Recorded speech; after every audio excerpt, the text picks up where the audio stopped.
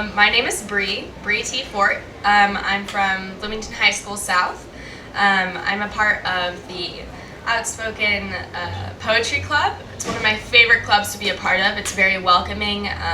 It's a very comforting presence where you can simply just kind of like let out your poetry, your feelings, and your writing and be able to speak it towards an audience to practice that spoken poetry. And I'm very honored and excited to be going first. So I do not have my poem memorized, unfortunately, so I'll have to be reading from my phone. But it is one that I wrote. It's called Something to Share by me, Bree T. Fort. Poetry is thoughts spilled out onto a page. Spilled, messy and weird and fueled by emotion. Luckily, it's more accepted in this day and age, but it can also be an overwhelming, out-of-control ocean. What you've written down can be hard to share, because it is a part of you that's just your own. But I implore you to stand up and push out your chair, to read aloud and know that you're not alone. I've had my own fair share of scrapes and scars, which I've been too afraid to talk about even now. Nevertheless, I want to push myself out of my box and bars, so I'm going to recite this to you guys. And oh wow. In my past and in the night, away some time ago, warm, wet, salty tears spilled softly down my face. In the dark and with no light, I broke apart with woe, as the faucet in my eyes leaked out all over the place. Everything in me that day just gave up completely, and yet looking back, I can't even recall why.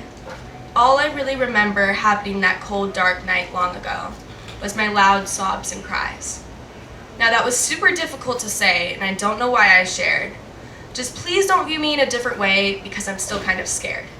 And also, please don't tell others about what I've all just revealed to you.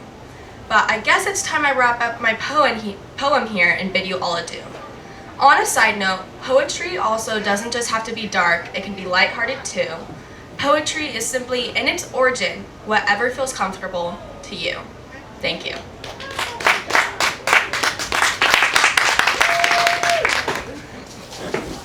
Hello, I'm Emma, and I will be reading a poem I wrote myself. Yeah, let's go. It's called Mirrored Future. So, yeah. When we are born, we are given a mirror to look into, so we are acquainted with who we are our whole life. Well, I shared that mirror the moment I acquired it, because Cinderella's mice needed it to sew her new dress, and Peter Pan desired a reflector for a Tinkerbell to tinker. When I got older, I couldn't recognize myself in any other mirror. I missed my mirror.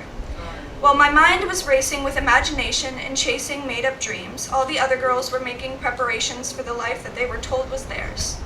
The colors from my childhood had dwindled, and the laughter turned into oppression, education turned into contention, and the blood in my own body turned hesitant.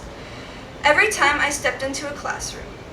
My nails are chipped and worn from anxious teeth, and my hands are no longer soft. I'm shadowed in scars and scratches from trying to put those pieces of my mirror back together. So maybe one day I could see myself and see my future who I could be told I was. The nights when the kids my age were playing together and talking about their crushes, I was laying on my bed imagining where my life would travel. I would find a guy in the most romantic way, just like all the princesses on Disney.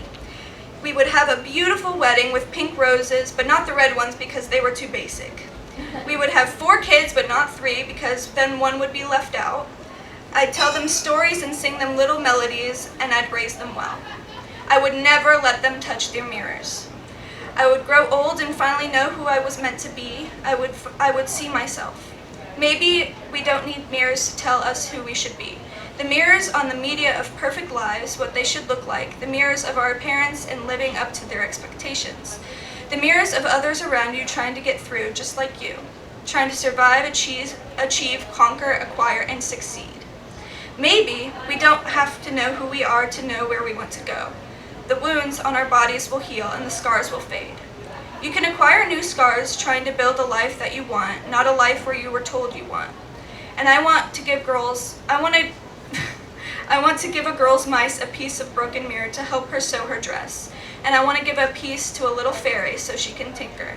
I found who I am, not because I looked into an asinine mirror, or who I was told I was meant to be, but because I know who I want to be, and that's me. Amazing! Wow.